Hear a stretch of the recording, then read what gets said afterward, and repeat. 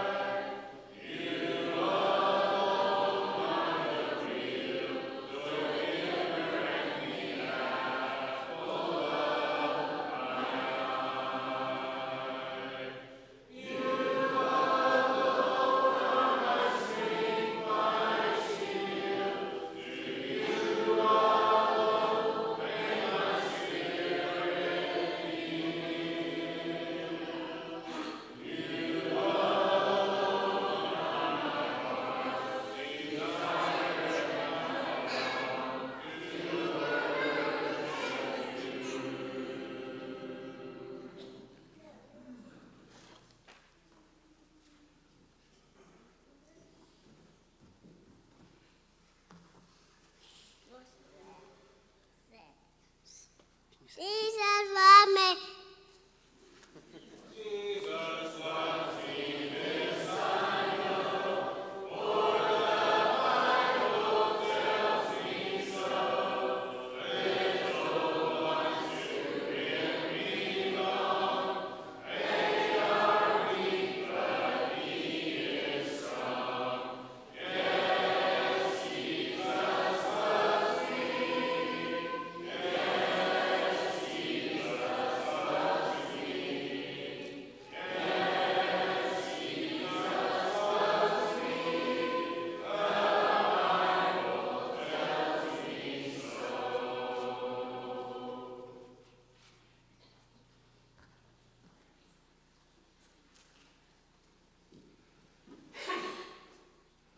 Jesus loves me.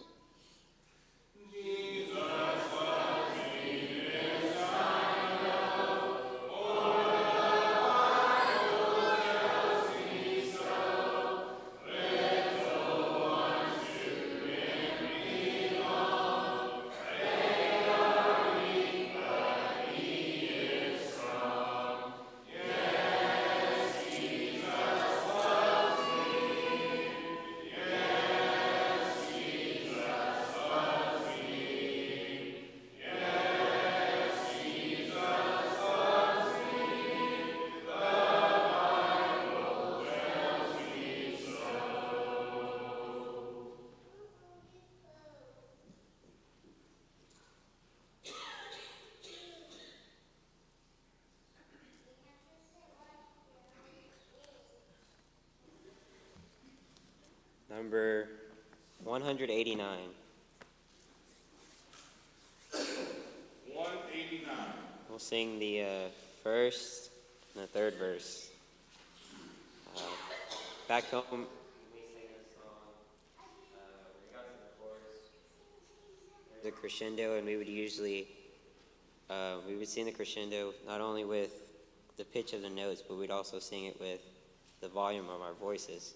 So we would start out low, and then we would raise up towards the end at the crescendo. So we'll try that. And we'll sing the first and the third verse, and I'll probably have to drop the key of the song. Master, the tempest is raging, the billows are tossing high. The sky is overshadowed with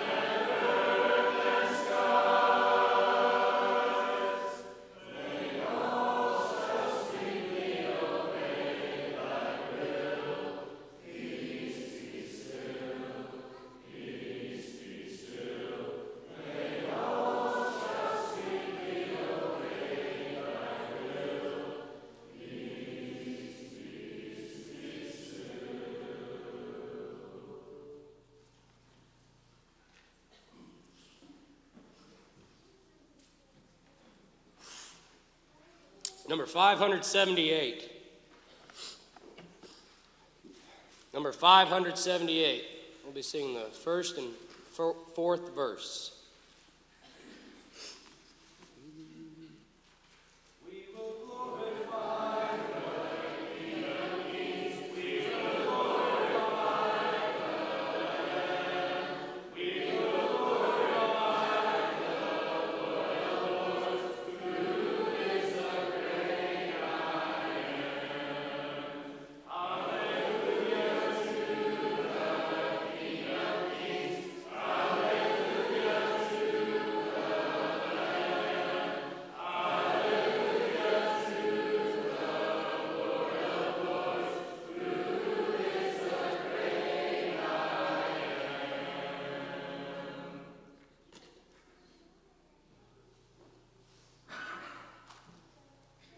Number 406. First and third verse. Again, that is 406. 406.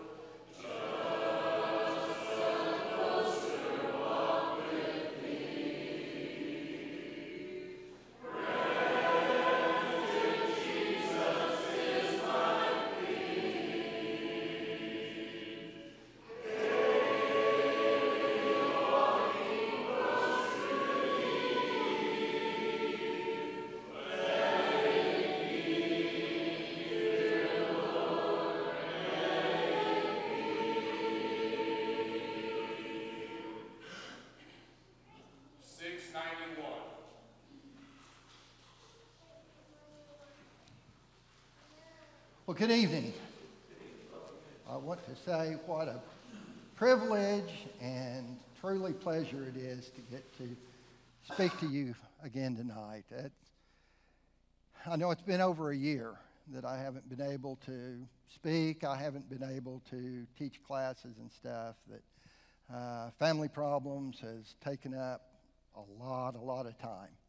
And so it's good to be back. I just want to express my sincere thank you to all for your prayers and your well wishes and stuff, as our family has dealt with some problems. And things are picking up. God's will will be out of this soon. So that's our prayer and that's our plea. Robbie, Sunday at the end of his class, asked a question. And I want to pause just a second. If you're not in class on Sunday mornings, you're missing out. Robbie has an excellent class going on in here in the auditorium. Jason's got a great class going on across the hall. The T&Ts, 20s and 30s, Johnny's got a great class started with them. They stepped up, and I mean, If you're missing out, you're missing out. So don't miss out, okay? Be here. Great classes going on. But Robbie'd ask a question at the end of class and kind of got me thinking about some things. Faith. What is faith? No, that's a question to ponder.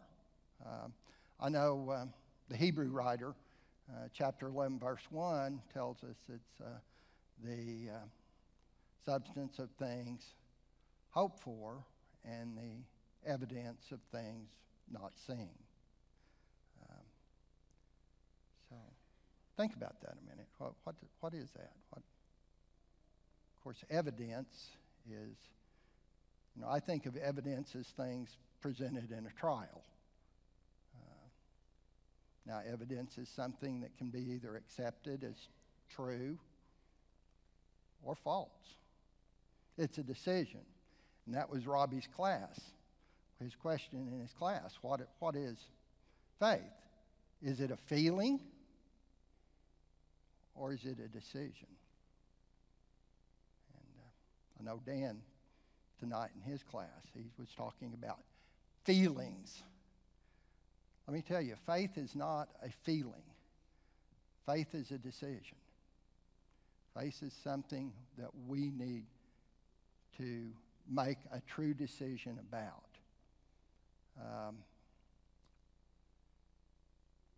was thinking Ephesians in chapter 4, I think verse 5, it says there's one Lord, one faith, and one baptism. Well, we know that man's introduced other types of baptism that's not the true baptism. And there's other kind of faiths. But there's one true faith. One of my favorite books in the Bible is the book of James.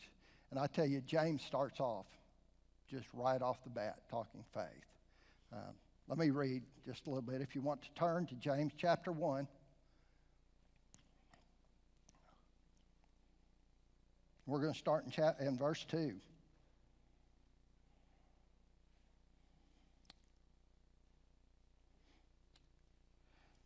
Consider it pure joy, my brothers, whenever you face trials of many kinds, because you know that the testing of your faith develops perseverance. Perseverance must finish its work so that you may be mature and complete, not lacking in anything. But James didn't stop there, did he? If any of you lack wisdom, he should ask God, who gives generously to all without finding fault, and it will be given to him. But when he asks, he must believe and not doubt. He must have faith. Because he who doubts is like a wave of the sea blown and tossed by the wind. That man should not think he will receive any. You're just tossed like a wave. That one that you've made a decision about, be moved. That's going to throw some wind at you. It's going to get rough. It will for all of us. Satan will test. Or you're going to be like what James is talking about.